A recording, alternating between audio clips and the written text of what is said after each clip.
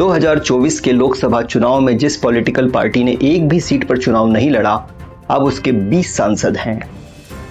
अब आप इसे लोकतंत्र कहें या सर्कस कहें, आपकी मर्जी है, लेकिन ऐसा करने वाली पार्टी का नाम है nationalist citizen party of India, यानी कि एनसीपीआई।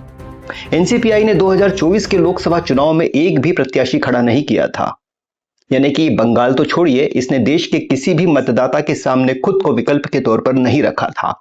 लेकिन फिर भी तृणमूल कांग्रेस से टूट कर आए 20 सांसदों के बूते पर आज इस पार्टी में 20 लोकसभा सांसद हैं।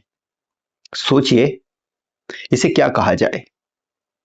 काकोली घोष दस्तीदार के नेतृत्व में तृणमूल कांग्रेस के 20 सांसद इस पार्टी में शामिल हुए हैं।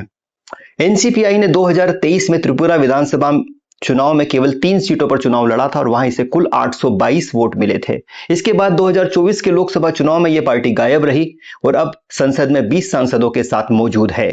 तृणमूल कांग्रेस के 20 सांसदों ने जनता के वोट का अपमान नहीं किया, क्योंकि उन्होंने वो पार्टी ज्वाइन की है जिस पार्टी ने अपने आप को बंगाल की जनता के सामने विकल्प के तौर पर रखा ही नहीं था।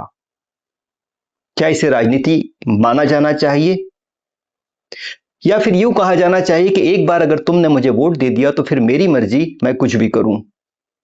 भारत के लोकतंत्र पर दुनिया के कई संस्थानों ने सवाल उठाए हैं।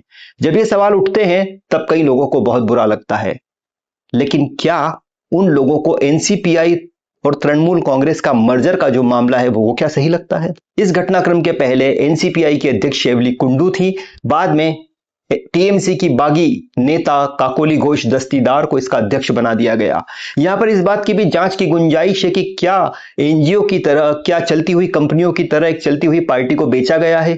क्या इस परिवर्तन के पीछे भी कुछ लेन देन हुआ है? क्या इसकी जांच ईडी को नहीं करनी चाहिए?